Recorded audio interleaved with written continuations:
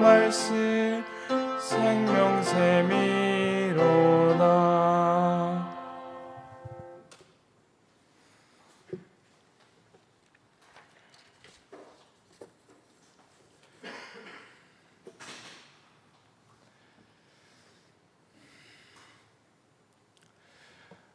안녕하십니까? 네, 행복한 화요일 저녁입니다. 이제 날씨가 많이 더워진 것 같습니다. 오늘만 해도 계속 비가 이제 왔다가 안 왔다가 하면서 날씨가 변덕이 있었는데, 제가 오늘 점심을 먹으려고 밖에 나갔었는데 우산을 깜빡하고, 사실 깜빡한 것도 아닙니다. 비가 전혀 올지도 모르는 그런 상황으로 봤는데 밖에 나갔다가 쫄딱 비를 맞고 들어오게 됐습니다. 오늘 하루가 그것 때문에 좀 찝찝할 수도 있는데, 제가 그럼에도 불구하고 이렇게 웃고 있는 이유는 다름이 아니라 이제 종강을 했기 때문입니다. 이제 한 학기가 끝나서 이제 좀 여유를 찾게 됐는데, 방학이 되는 것은 언제라도 기분이 좋은 것 같습니다.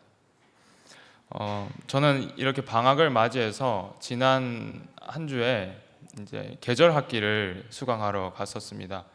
저기 충남 안면도에 있는 이제 재림 그 안면도 수련원에 갔다 왔는데, 그곳에서 저는 서해 바다를 보면서 여러 가지 생각이 들었습니다. 왜냐하면 제가 이제 부산 사람이고 동해 바다에서만 있었기 때문에, 남해와 동해 바다만 봤기 때문에 그 잔잔한 바다를 보면서 뭔가 사뭇 동해 바다와는 다른 느낌을 받았습니다. 동해 바다는 이렇게 이제 파도가 높게 치지 않습니까? 그런데 서해 바다는 이제 밀물과 썰물도 되게 크고, 그리고 가끔씩 보면 이게 바다인가 싶을 정도로 되게 잔잔한 호수 같았습니다. 저는 그 바다를 보면서 잔잔하면서도 깊은 하나님의 사랑을 지난 계절학기 한 주 동안 느끼고 돌아오지 않았나 싶습니다. 제가 갔다 온 계절학기 수업의 제목이 전도법과 실습이라는 수업이었는데요. 그곳에서 교수님과 또 다른 신학생 10명과 함께 이제 로마서와 하나님 나라라는 책을 읽게 됐습니다. 교수님께서 이제 교재로 선정을 하셔서 저희는 이 책을 읽고 이제 서로 또 공부하고 나누면서 한 주간을 보냈는데, 제가 이번 주 설교를 어떤 것으로 할까 고민을 하다가 이 책에서 제가 읽으면서 보고 느낀 것들을 한번 나눌 수 있으면 좋겠다 해서 오늘을 준비하게 됐습니다. 이 책은 이제 저희 재림교에서 쓰신 것은 아니고요. 저기 장로교에 계신 목사님께서 쓰신 책인데, 로마서라고 하면은 이제 복음의 진수를 담은 책이라고 모든 분들이 알고 계십니다. 근데 이것을 이제 복음을 하나님 나라와 연결을 지어서 풀어 쓴 책입니다. 저는 이 책을 보면서 되게 많은 생각이 들었는데, 이제 여러분과 함께 그것을 나눠보고자 합니다. 여러분들은 복음을 무엇이라고 생각하시나요? 대부분의 사람들이 일반적으로 복음에 대해서 생각하기를 십자가에서의 예수님의 속죄를 생각합니다. 예수 그리스도께서 이제 죽을 수밖에 없는 우리를 위해서 십자가에서 대신 죽으시고, 또 이 죽으신 사실을 믿는 죄인들은 죄 용서함을 받고 천국에 간다. 이제 이것으로 복음을 많이 알고 계십니다. 그렇기 때문에 죄인인 우리는 이제 구원을 받게 되고, 이것이 기쁜 소식, 즉 복된 소식이 되는 것이죠. 저 역시도 복음은 줄곧 이것이라고 생각을 해왔습니다. 그런데 이 책에서는 제가 여태 믿어온 십자가 속죄가 전부라고 주장하는 복음에 대해서 질문을 던집니다. 하나님을 믿는 사람들이 우리나라에 참 많이 있습니다. 우리나라 인구를 이렇게 분석을 해보면 4분의 1이 크리스천이라고 자신을 이제 선포한다고 합니다. 또 위에 권력층만 저희가 본다 해도 더 많은 비율의 사람들이 그리스도인임을 알 수 있습니다. 지금 우리나라의 대통령으로 계신 분만 해도 이제 가톨릭 교인이시고요. 그리고 그 전에 대통령이신 분들도 장로 출신이시고 국회의원 분들도 다른 이제 교회를 다니는 분들이 많이 계십니다. 그리스도의 복음을 믿는 사람들로 가득 찬 이 나라가 하나님의 복음으로, 그러니까 하나님의 따뜻함과 사랑으로 가득 찰 수도 있을 법한데, 저희가 매일 뉴스를 통해서 보는 것은 그와는 사뭇 다른, 그러니까 많은 문제들과 이슈들을 저희가 보게 됩니다. 과연 무엇이 문제인 것일까요? 우리가 그 복음을 믿는 우리가 문제인 것일까요? 아니면 우리가 믿는 그 복음이 어떤 조금 다른 문제가 있는 것일까요? 이 책에서는 우리가 흔히 믿어오는 그 복음에 대해서 한번 파헤쳐 보고 있습니다.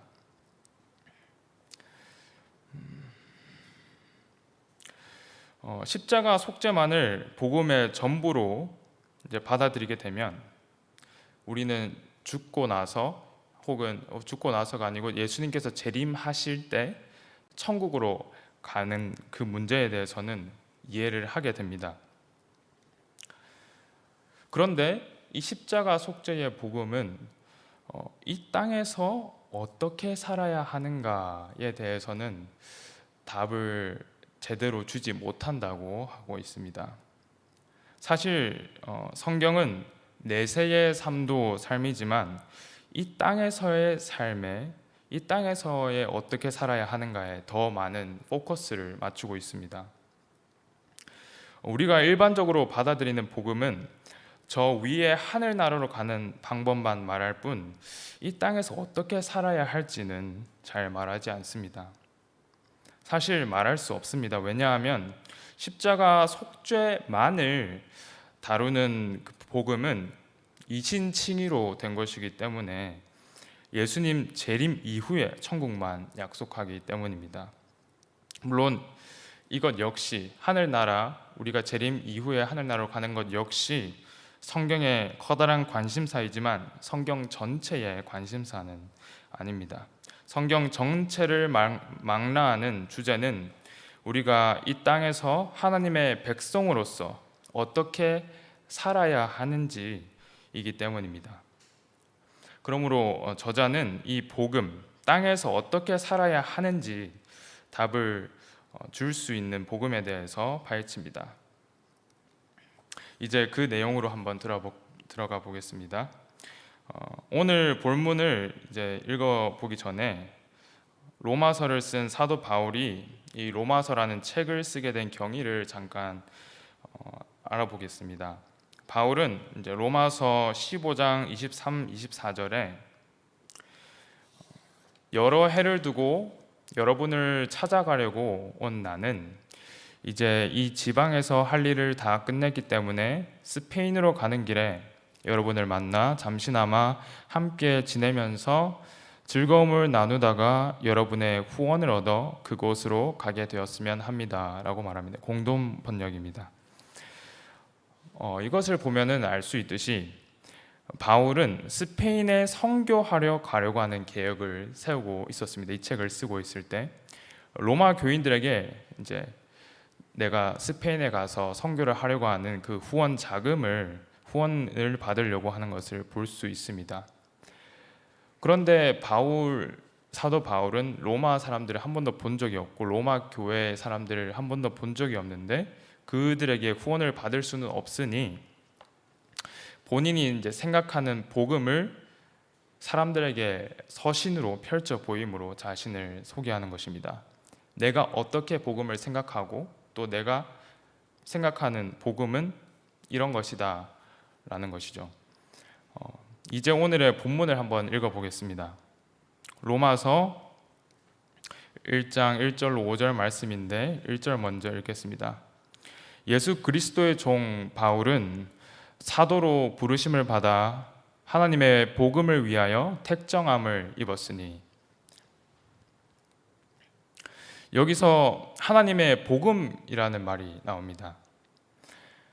다음으로 나오는 2절 이하 내용들은 이 하나님 나라를 수식하는 문장들입니다. 이것을 통해 우리는 바울이 복음을 어떻게 정의하는지 알 수 있습니다. 그럼 이제 다음으로 2절, 3절, 4절을 읽어보도록 하겠습니다. 이 복음은 하나님이 선지자들로 말미암아 그의 아들에 관하여 성경에 미리 약속하신 것이라. 이 아들로 말하면 육신으로는 다윗의 혈통에서 나셨고 성결의 영으로는 죽은 가운데서 부활하여 능력으로 하나님의 아들로 인정되셨으니 곧 우리 주 예수 그리스도시니라. 여러분이 보시면 아시겠지만 2절에서 바울은 자신이 전하는 복음이 하나님께서 구약 시대의 예언자들을 통해 성경에 미리 약속하신 것이라고 나옵니다. 여기 노란 글씨로 되어 있는 것, 성경에 미리 약속하신 것이라고 나옵니다. 예언자들이 약속한 이제 복음 중에서 가장 유명하면서도 잘 드러나는 것이 바로 이사야서입니다. 이사야 40장에서 50장, 55장 사이에는 바벨론으로 포로로 잡혀간 유다 백성들이 그 포로 상태에서 해방될 것이라는 내용이 담겨 있습니다. 이사야 40장에서 55장 사이에 그 해방의 선포가 특히 드러나는 부분이 이사야 52장 7절에 복음이라는 단어와 함께 요약되어 있습니다. 한번 살펴보겠습니다. 좋은 소식을 가져오며 평화를 공포하며 복된 좋은 소식을 가져오며 구원을 공포하며 시온을 향하여 이르기를 네 하나님이 통치하신다 하는 자의 산을 넘는 발이 어찌 그리 아름다운고.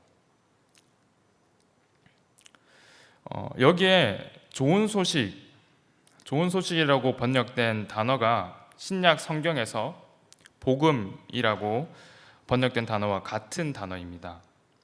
여러분이 이제 잘 아시는 것처럼 구약 성경은 히브리어로 써져 있습니다. 예수님이 오시기 전 한 BC 2, 3세기쯤에 이제 알렉산드리아 지방을 중심으로 이 구약 성경을 헬라어로 번역한 성경을 이제 70인역이라고 하는데요. 여기 70역을 보면 좋은 소식, 이사야 52장 7절에 여기 나오는 좋은 소식의 복음을 뜻하는 단어 헬라어를 유앙겔리온이라는 단어가 사용된 것을 볼 수 있습니다. 이것은 여기서 사용된 좋은 소식과 또 신약에서 사용되는 복음에 대한 단어들이 같은 단어임을 알 수 있는 것입니다. 그 복음의 내용이 과연 무엇일까요? 이 좋은 소식은 포로된 백성들에게 평화가 왔다는 말이며 구원이 이르렀다는 소식인데 이것은 다름 아니라 너의 하나님께서 통치하신다, 하나님의 나라가 온다, 또 하나님의 나라가 오면서 하나님께서 그 나라를 다스리신다라는 것입니다. 이것이 이사야 선지자가 말하고자 하는 복된 소식입니다. 이 복음은 이제 바벨론에 잡혀간 유대인들에게는 포로 상태로부터의 해방을 의미했습니다. 그러나 그것은 완전한 해방은 아니었습니다. 왜냐하면 이들은 이제 포로로 잡혀가서 다시 돌아왔음에도 불구하고 그 다음에 헬라, 그리스에게 또 지배를 당했고요. 메데 페르시아에게 당했고요. 그 다음 헬라, 그리스, 또 다음에 로마에게 지배를 당했기 때문에 이들이 완전한 해방을 얻은 것은 아니었습니다. 그러므로 이 지배 가운데 있는 이스라엘 백성들은 하나님의 나라의 도래를 통한 완전한 해방을 기대하고 있었습니다. 로마서 1장에서 사도 바울은 이제 오늘 본문에 나오는 사도 바울의 말씀 중에서 이 복음, 하나님의 복음이 자신이 말하는 바로 그 하나님 나라의 복음이라고 말하고 있습니다.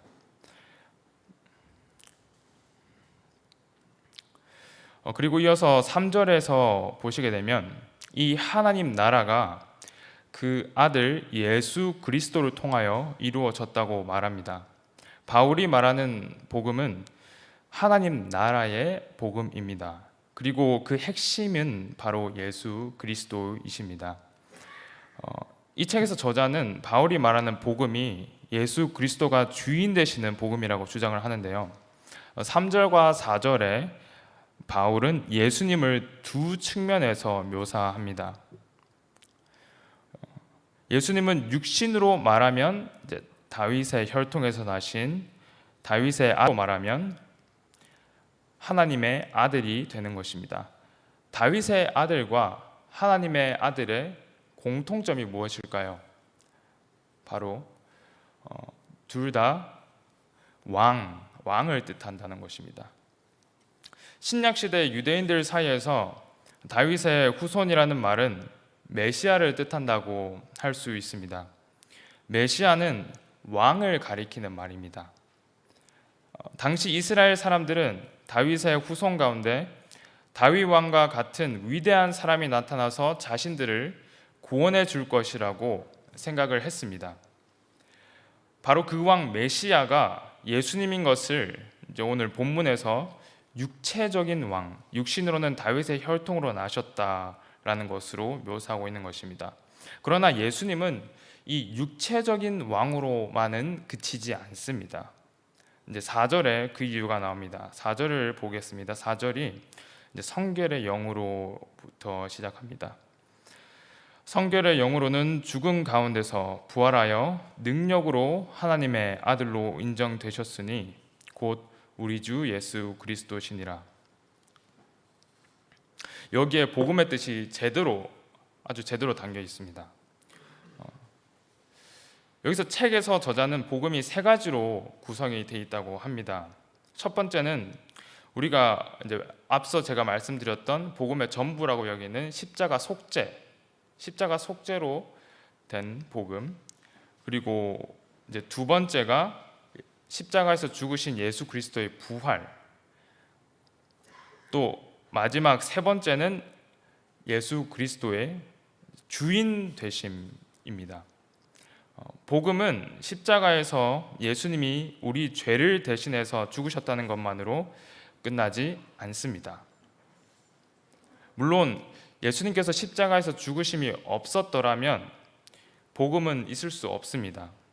십자가의 속죄는 매우 중요한 것입니다.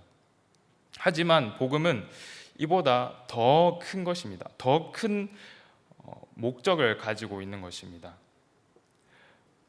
복음이란 예수님께서 십자가에서 죽으실 뿐 아니라 다시 부활하셔서 우리의 주님이 되시고 우리의 통치자가 되셨다는 소식입니다.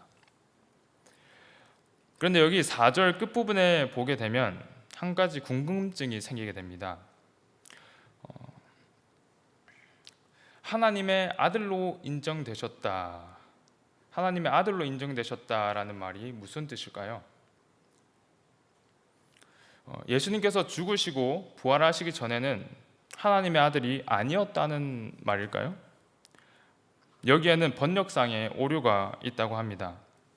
이제 여기 동그라미로 쳐진 능력으로라는 부분에 영어로 보면 in power이라는 뜻입니다. 본문은 이제 헬라어인데 헬라어가 우리나라 말로 번역될 때 이 in power, 능력으로라는 부분이 앞부분에 수식이 되면 의미가 달라지고 또 뒷부분에 수식이 되면 의미가 달라진다고 합니다.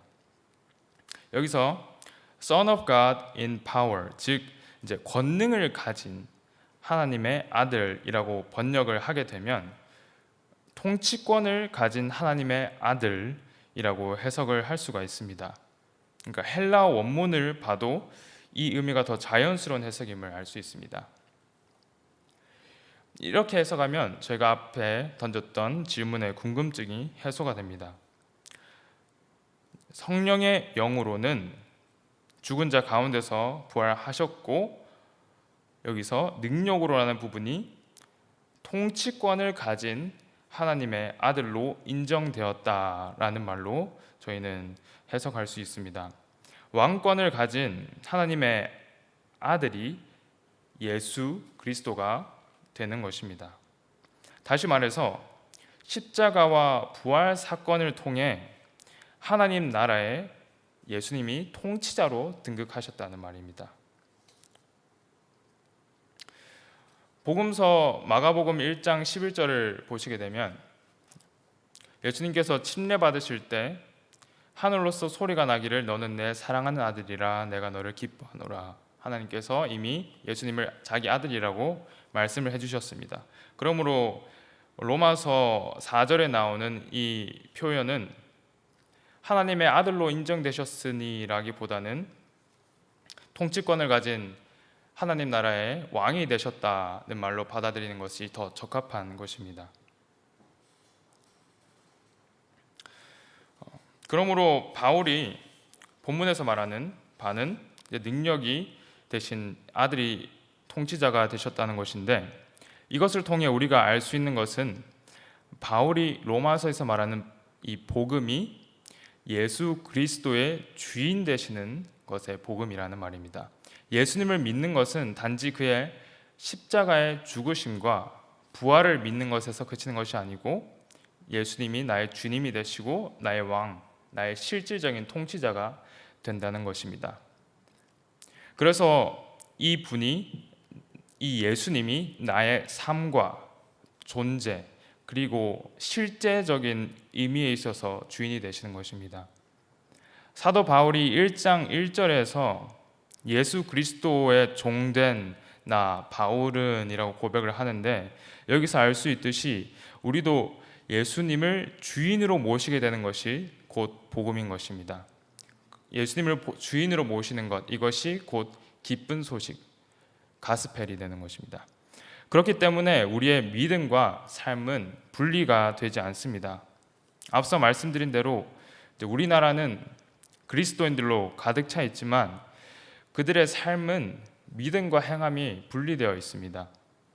먼저 믿어야 순종할 수 있다고 말하고, 혹은 믿기 때문에 행함은 필요 없다라고 말하기 합니다. 하지만 로마서 1장 5절을 보시게 되면 그로 말미암아 우리가 은혜와 사도의 직분을 받아 그의 이름을 위하여 모든 이방인 중에서 믿어 순종하게 하나니라고 밝힙니다. 여기서 헬라 원문을 보게 되면 이제 믿음과 순종이라는 단어는 다른 단어가 아니라 같은 의미의 동의어라는 사실을 알 수 있습니다.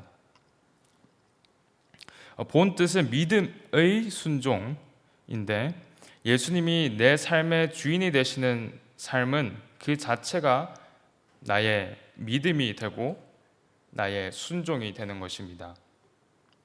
예수님이 우리의 주인이 되셨습니다. 그러면 우리가 어떻게 해야 되겠습니까? 그분께 순종하는 것입니다. 우리의 주인이 되셨기 때문에. 주인을 믿는 자의 삶은 자기 주인의 말에 순종하는 삶인 것입니다. 그리고 이것이 믿음의 삶이 됩니다.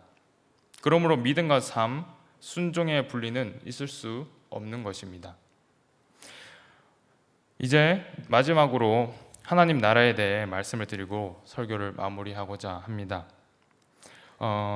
우리가 사는 이 나라는 대한민국입니다. 제가 고등학생 시절 국가를 이루는 세 가지 요소가 있다고 배웠는데요. 먼저 물리적인 영토가 있어야 합니다. 나라가 존재하기 위해서는요. 땅이 있어야 국가를 세울 수 있기 때문입니다. 그 다음으로는 이 물리적인 땅 위에 살아갈 백성들이 필요합니다. 영토만 있고 사람이 없으면 그 땅 위에 아무것도 이루어질 수 없습니다. 마지막으로 중요한 것이 남아있는데 그것은 다름 아닌 주권입니다. 주권. 주인 되는 권리, 최종적인 선택을 할 수 있는 권리, 이것이 주권입니다. 이 주권이 없다면 식민지와 다른 게 없습니다. 우리나라가 일제 치하에 있었던 것과 같은 처지가 되는 것입니다. 우리가 이 개념을 하나님 나라와도 연결을 지어서 생각을 해보면 또 다른 통찰을 얻을 수 있습니다. 흔히 우리가 천국을 생각하게 되면 바로 떠올리는 이미지가 저 위에 있는 하늘나라를 생각을 합니다. 천국은 하늘에 있는 나라가 맞습니다. 네. 예수님께서 재림하시면 가는 저 높은 하늘 위에 있는 그곳입니다. 하지만 제가 앞서 말한 개념을 따라서 생각을 해보면 하나님 나라의 영토는 왕이신 하나님의 주권이 미치는 곳이 됩니다. 그런데 생각을 해보면 하나님의 주권이 하늘에만 있는 것이 아니고 이 우리가 살아가는 삶과 땅에도 있는 것이 됩니다. 하나님의 주권이 미치지 않는 곳이 이 세상에 어디 있을까요? 지구 밖 우주에도 하나님의 능력이 미치고 있습니다. 마태복음 18장에 두세 사람이 자기 이름으로 모인 곳에 하나님이 계신다고 하셨습니다. 여러분, 여기 이곳에 하나님이 계신다고 믿으십니까? 네, 아멘입니다. 자, 그렇다면 이제 하나님이 통치하시는 주권과 그 영토는 마련이 됐습니다. 이제 하나님의 백성만 있으면 그분의 나라가 완성되는 것입니다. 그러나 우리가 알다시피 이 세상은 아직 사탄 마귀가 점령하고 있으며 또 우리는 대쟁투 시대 속에 살아가고 있습니다. 사탄의 파워가 이 땅 곳곳에 있는 것입니다. 또한 우리는 에베소서 2장에서 말하는 것처럼 우리도 다 그 가운데서 우리 육체의 욕심을 따라 지내며 육체의 마음에 원하는 것을 하여 다른 이들과 같이 본질상 진노의 자녀라고 합니다. 우리가 죄의 세력 아래에 있는 죄의 백성이 되냐 아니면 하나님의 주권 아래에 있는 하나님의 백성이 되냐, 이것이 정말 중요한 문제인 것입니다. 오늘 쭉 말씀드린 대로 로마서에서 말하는 복음, 즉 하나님의 주권과 예수 그리스도의 통치하심, 예수님의 주인 되심을 우리가 믿는다면 우리는 하나님의 백성이 이미 된 것입니다. 왜냐하면 그의 나라는 태초부터 존재했으며 또한 이 나라의 주인이신 하나님께서 우리를 받아주시는 분이시기 때문입니다. 하나님의 나라는 이미 우리 삶에서 시작됐습니다. 여기에 대해서 화인 여사는 이렇게 말하고 있습니다. 그리스도를 그 진정한 품성 그대로 보고 그를 마음에 받아들이는 자는 영생을 얻는다. 그리스도께서 우리 안에 사시는 것은 성령으로 말미암는 것이며 믿음으로 마음에 성령을 받아들일 때 곧 영생은 시작된다. 시대소망에 나오는 말씀입니다. 참된 신앙은 이 땅을 벗어나 저 하늘 위에 있는 영광스러운 하늘나라를 가기 위해 사는 삶에서 끝나지 않습니다. 내가 먼저 하나님 나라가 되고 이 땅에서 하나님의 백성이 되어서 우리가 사는 삶 곳곳에 하나님 나라를 경험하고 그의 백성으로 살아가는 것이 참된 신앙의 삶일 것입니다. 하나님 나라는 그의 은혜로 인하여 또 그의 복음으로 말미암아 이미 내 삶 속에서 시작된 것입니다. 이제 우리 모두 이미 시작된 하나님 나라에 감사하며 통치하시는 하나님을 믿으며 우리 각자가 작은 하나님 나라로 삶을 채우길 바라며 말씀을 마치도록 하겠습니다. 감사합니다. 네, 마치는 찬미 479장 예수여 나의 맘에 부르고 예배를 마치겠습니다.